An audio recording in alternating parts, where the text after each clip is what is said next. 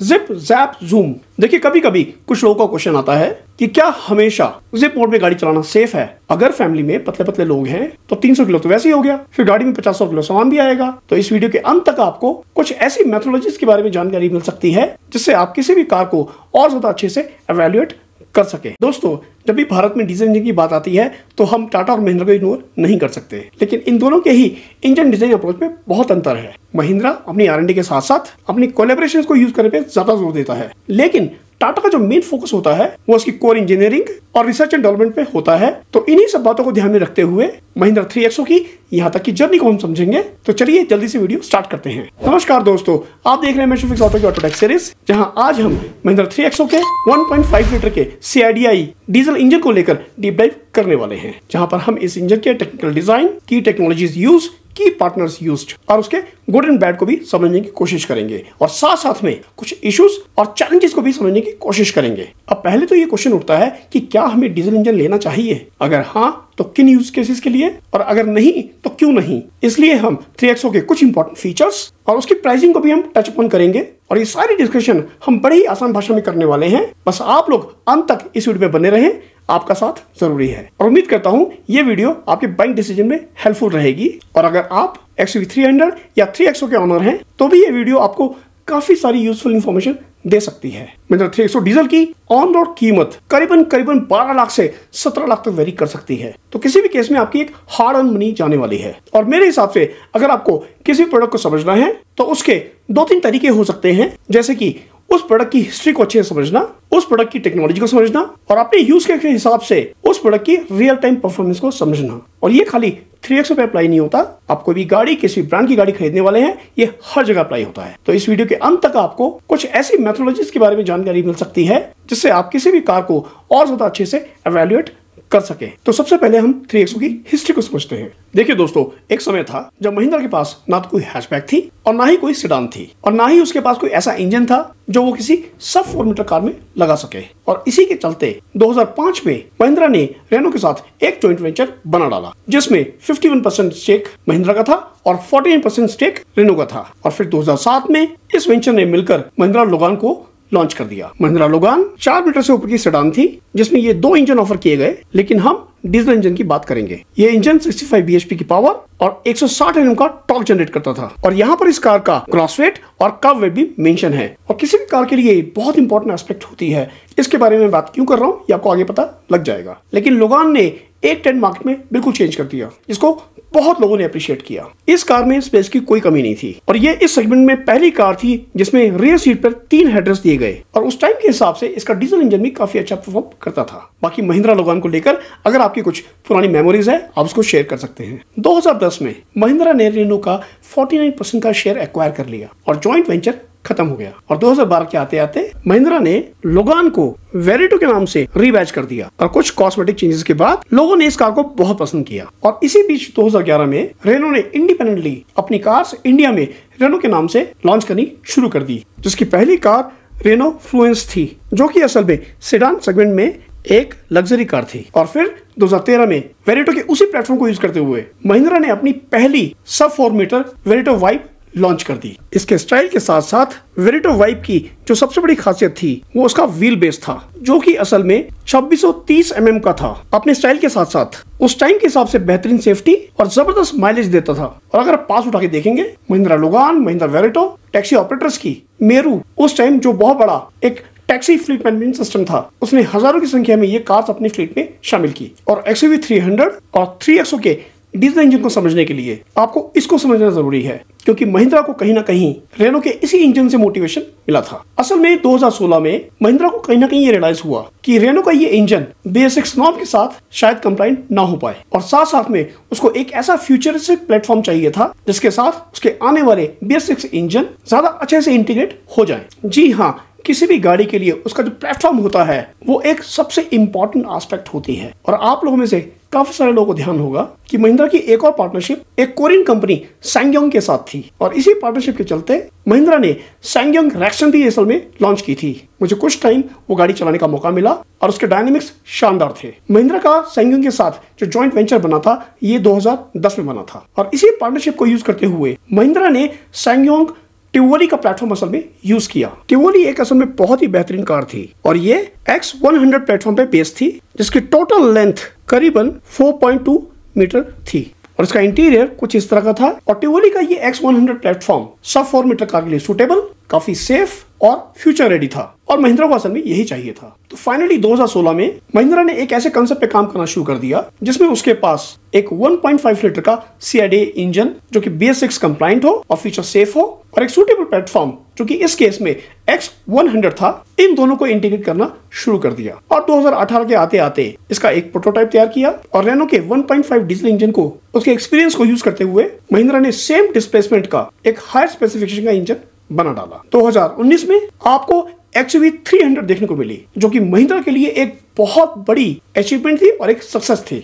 और जैसे कि हमने 3XO की पिछली वीडियो में बात की थी, महिंद्रा की डिजाइन फिलॉसफी ज्यादा टॉर्क की इंजन बनाने की है, इसीलिए XUV 300 के केस में आपको 300 Nm का हाई टॉर्क देखने को मिला। और 2019 से लेकर 2024 तक इन 5 सालों में महिंद्रा ने करीबन 2,42,000 XUV 300 बेच डाली और अप्रैल 2024 में सेकंड जनरेशन XUV 300 लॉन्च कर दी, जिसको हम 3XO भी बोलते हैं। और इन दोनों ही कार्स में एग्जैक्टली सेम इंजन है, बल्कि XUV 300, 3XO इनकी जो फ्यूल एफिशिएंसी है वो भी ऑलमोस्ट उस रेनो के इंजन के बराबर है। इस इंजन की टेक्नोलॉजी समझने से पहले हम जल्दी से इस इंजन की कुछ स्पेसिफिकेशन पे नजर डाल लेते हैं। ये एक 1.5 लीटर का टर्बो डीजल इंजन है जो कि एक common rail direct injection fuel system के साथ आता है। देखिए इसका डिस्प्लेसमेंट बिल्कुल सेम है और ये 4 सिलेंडर इनलाइन इंजन है और यहाँ पर इसकी पावर बढ़कर करीबन 117 PS की हो गई और इसका टॉर्क 300 Nm का हो गया।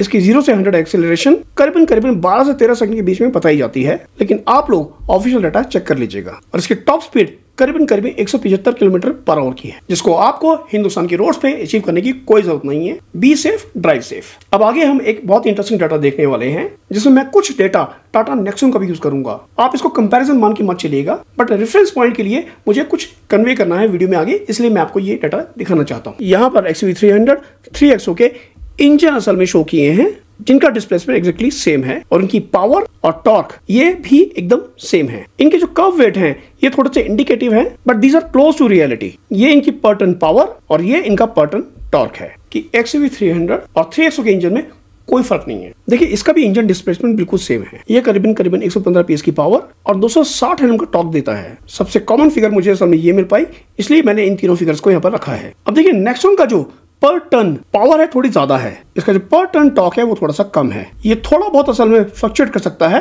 अगर ये वेट थोड़े से वेरी करते हैं। देखिए इस सब को बताकर मैं क्या चीज पॉइंट आउट करना चाहता हूँ। किसी भी कार बायर के लिए जो एक मोस्ट कॉमन और most reliable source of information होती है वो उसकी स्पेसिफिकेशन शीट होती है। अगर आपको एक कार की लोडिंग कैपेसिटी नहीं मालूम तो इसका मतलब अननोइंगली सेफ्टी कहीं ना कहीं कॉम्प्रोमाइज हो सकती है, क्योंकि अगर किसी कार की लोडिंग कैपेसिटी खाली 300 किलो है और उसमें 5 लोग बैठ सकते हैं, अगर फैमिली में पतले पतले लोग हैं तो 300 किलो तो वैसे ही हो गया, फिर गाड़ी में 50 किलो सामान भी आएगा, फ्यूल टैंक भी भरा जाएगा, तो गाड़ी तो आपकी अनसेफ होगी ना, क्योंकि ओवरलोडेड जो गाड़ियां होती हैं वो ज्यादा अनसेफ हो जाती हैं। तो इसलिए ये दोनों फिगर बहुत इंपॉर्टेंट है, आप ध्यान रखिएगा। और किसी भी गाड़ी का जो कर्व वेट होता है वो इंपॉर्टेंट क्यों है, उसके 2 कारण है। पहला, cross wait minus curve wait, उस गाड़ी की लोड कैपेसिटी पता लग जाती है। दूसरा, अगर कोई मैन्युफैक्चरर कर्व वेट को हाइड कर रहा है, इसका मतलब कहीं ना कहीं वो आपको, मुझको, हम सबको पर टन पावर और पर टन टॉर्क निकालने से रोक रहा है। और इन फिगर्स को देने से आप ज्यादा अच्छा कंपैरिजन कर पाते हो। ऐसा बिल्कुल नहीं है कि कोई 4 मीटर कार अगर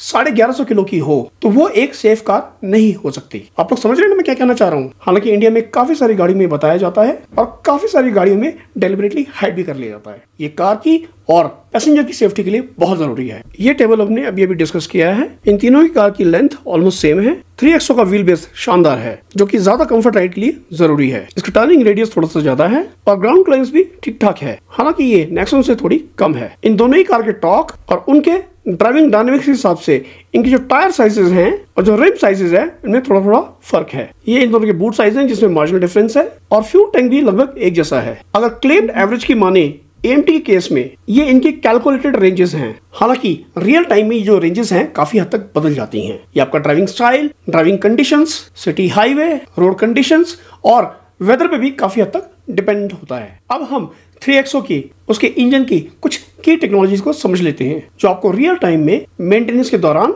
और अपनी गाड़ी को ज्यादा अच्छे से समझने के लिए हेल्प कर सकते हैं। 3XO डीजल इंजन काफी भारी है। इसमें जो सिलेंडर ब्लॉक है ये कास्ट आयरन का है। इसका सिलेंडर हेड भी कास्ट आयरन का है। इसमें डुअल ओवरहेड कैमशाफ्ट है और इसका सिलेंडर हेड का कवर है ये एल्यूमिनियम का है। डीजल इंजन को थोड़ा लाइट वेट रखना मुश्किल होता है क्योंकि इसका जो इंजन ब्लॉक होता है जहां असल में पिस्टन ऊपर नीचे चलते हैं वो काफी स्ट्रांग होना चाहिए और इसका मेन कारण आपको आगे समझ में आ जाएगा। इसके बाद जो सबसे इंपॉर्टेंट चीज होती है वो उसका फ्यूल इंजेक्शन सिस्टम होता है। इस पूरे सिस्टम में ये इसका CRDI सिस्टम है जिसमें ECU का रोल बहुत इंपॉर्टेंट होता है। आप हाई प्रेशर पंप को इसका हार्ट मान सकते हो जो करीबन 2000 बार के प्रेशर तक को मेंटेन करता है और इस फ्यूल लाइन से इसकी हाई प्रेशर कॉमन रेल में हमेशा डीजल की अवेलेबिलिटी को पूरा करता है। और जैसे ही ECU कमांड देता है ये इंजेक्टर इन सिलेंडर्स में उनके फायरिंग ऑर्डर के हिसाब से फ्यूल को स्प्रे कर देते हैं। अब आपको मालूम है डीजल इंजन को बहुत ज्यादा एयर चाहिए होती है। एयर को जल्दी जल्दी अंदर लाने के लिए उसे कंप्रेस करना पड़ता है जिसके लिए टर्बो यूज होता है। 3XO में जो टर्बो लगाया है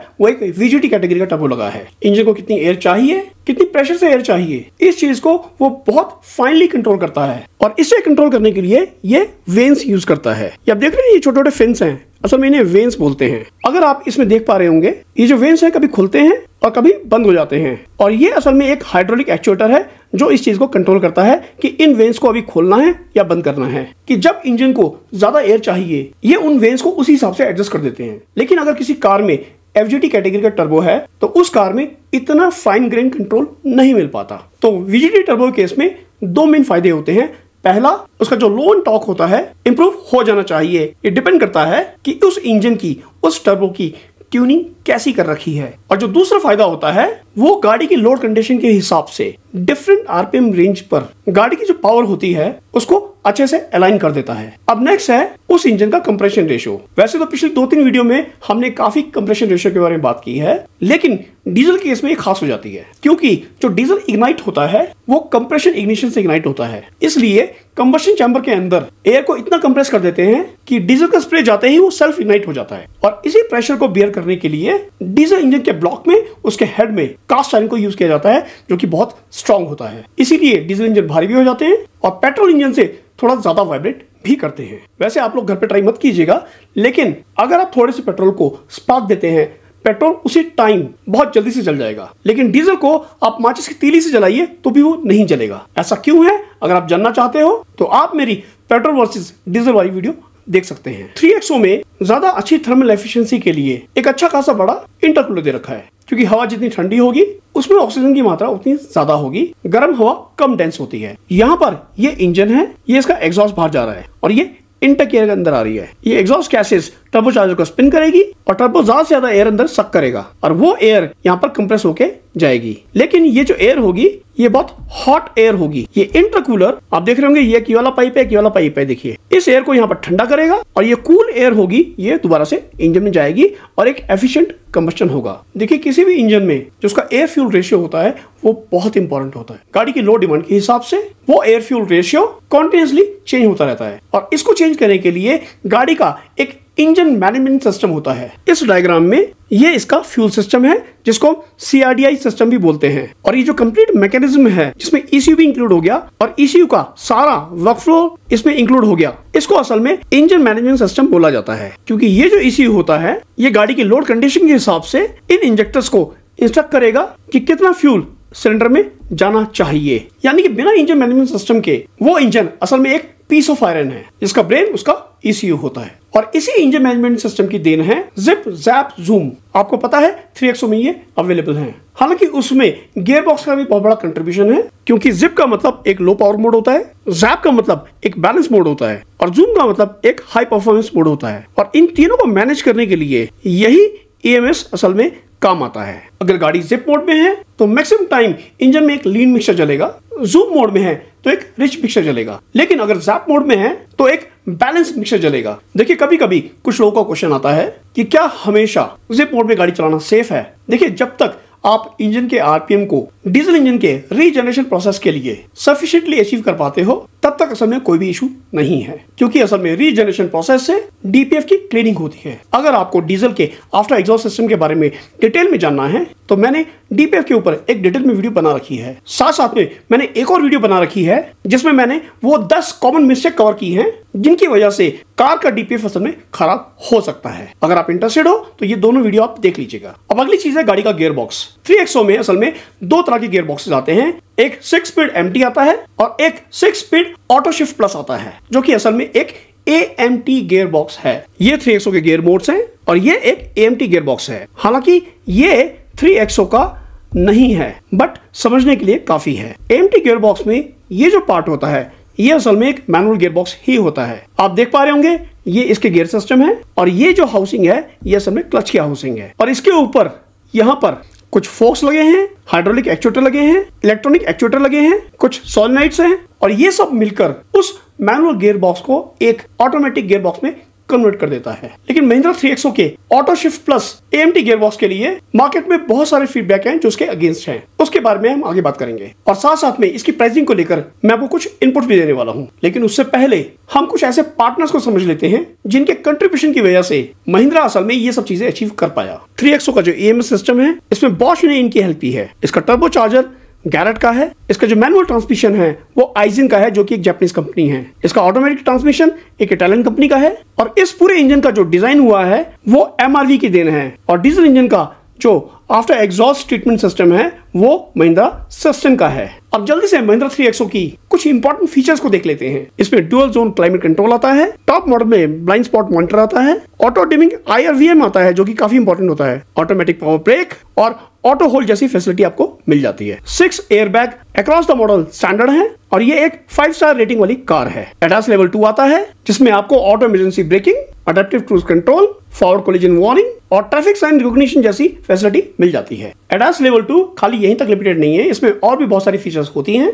हो सकता है उनमें से कुछ फीचर्स आपको परेशान भी कर दे, इसीलिए इसको लेने से पहले आप अच्छे से टेस्ट ड्राइव ले लीजिएगा, चाहे इसमें 1 घंटा लगे, 1 दिन लगे या 1 हफ्ता लगे। इसमें हमन कार्डन का म्यूजिक सिस्टम आता है और यहाँ पर एक चीज ध्यान देने वाली है, इसके जो लग्जरी मॉडल्स हैं उनमें ये फीचर्स आती हैं और यहाँ के कुछ फीचर आपको AX7 में भी मिल सकती हैं। अब जल्दी से 3XO के कुछ प्रोज एंड कॉन्स और उसके इश्यूज को समझ लेते हैं। देखिए परफॉर्मेंस के नाम पर इसके काफी ज्यादा सेटिस्फाइड कस्टमर हैं, लेकिन करीबन 3,500 RPM क्रॉस करने के बाद इसकी जो परफॉर्मेंस होती है वो थोड़ी डिग्रेड हो जाती है और वहां पर ये इंजन ज्यादा लैग करता है और थोड़ी वाइब्रेशन भी करता है, या बोलिए ज्यादा वाइब्रेशन करता है। आमतौर पर हाईवे पे बहुत अच्छी एफिशिएंसी भी देता है, लेकिन कुछ कंडीशंस में स्पेशली सिटी कंडीशन में इसकी एवरेज काफी ज्यादा गिर जाती है। बाकी हर इंसान के ड्राइविंग स्टाइल पे भी डिपेंड करता है। इसका जो MT गियर बॉक्स है वो शानदार काम करता है, लेकिन जो इसका AMT गियर बॉक्स है उसकी परफॉर्मेंस को लेकर और उसमें जर्क फीलिंग्स को लेकर काफी लोगों ने इसको रिपोर्ट किया है। गियर चेंज पर थोड़ा सा जर्की लगेगा।